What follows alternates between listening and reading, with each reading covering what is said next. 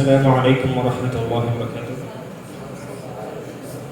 الحمد لله رب العالمين والعاقبة للمتقين والصلاة والسلام على أشرف الأنبياء والمرسلين محمد الأمين وعلى آله وأصحابه أجمعين.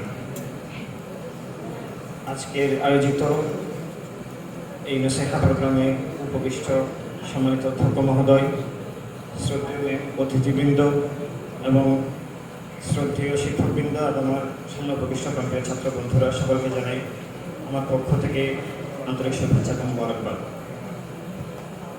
সম্মানিত উপস্থিতি, আজকের দিনটাই আমার সেই সময়কার কথা মনে পড়ে যখন আমি এখানে প্রথম এসেছিলাম। হয়তো সবার সফরটা চেয়ে আমার সফরটা একটু আলাদা, কারণ আমার সফরটা এখানে একদম শুরু থেকে শেষ পর্যন্ত। আমার সাথে সেই সময় আজ থেকে প্রায় 10 বছর পূর্বে অনেক ছাত্র ভর্তি হয়েছিল নাজেরায়। তখন আমার মনে হতো যে আমার মা বাবা খুবই নিষ্ঠুর, তারা খুবই পাষাণ হৃদয়ের, তাদেরকে আমার খুব পর মনে হতো। তখন যখন আমাকে আমার গার্জিয়ান এখানে এনে দিয়েছিল, তখন আমার একটা কষ্ট, পরিবার যে ছেড়ে চলে আসলে একটা কষ্ট যেরকম আমার ভিতরে অনুভব হয়েছিল, আজকে ঠিক সেরকম অনুভব হয়।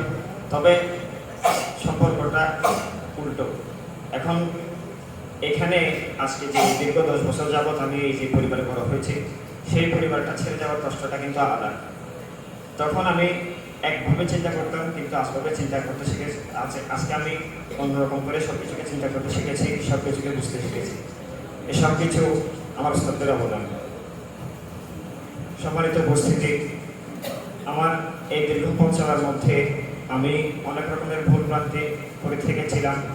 সেগুলো আমি আমার শ্রদ্ধের এবং আমার প্রিয় ছাত্র বন্ধুদের কাছে অনুরোধ করবো যে তারা যেন আমাকে ক্ষমা করে দেয়। আমি এখন চলে যাব সেটা অনুভূতিটা কীভাবে প্রকাশ করব সেটা আমার পক্ষে অসম্ভব। কারণ এখানে থাকার সময়ে, ফজরের সময়ে, তাহাজ্জুদের সময়ে উস্তাদরা ডেকে দেয়, সেই সময় উঠে তাহাজ্জুদ করে নিজের দিনটাকে একটা সুন্নাহসম্মতভাবে আমরা চালু করতে সক্ষম ছিলাম, কিন্তু বাড়িতে সেই কাজে হয়তো সক্ষম নাও হতে পারে। একইভাবে যখন দেখা যায় যে কোনো মাঠের মধ্যে রাখালেরা কোনো গরু চড়াতে দেয়, তখন একটা সময় তারা গরুরা যখন কোথাও চলে যায় তখন রাখালকে টেনে নিয়ে আসে। ঠিক তেমনি 2 সপ্তাহ পর পর মানে আমাদের ভিতরে যখন পরিবর্তন চলে আসে, উল্টো পুল্টো কাজ যখন আমরা জড়াই করি, তখন আমাদের মধ্যে কিছু উস্তাদরা আসেন, তারা সে আমাদেরকে তার বিয়ার মাধ্যমে সেই বিচ্ছুত পথ থেকে আমাদেরকে আবার সঠিক পথের দিশা দেন। হয়তো সামনের জীবনে এই সময়টুকু আর কাটতে পারবো না।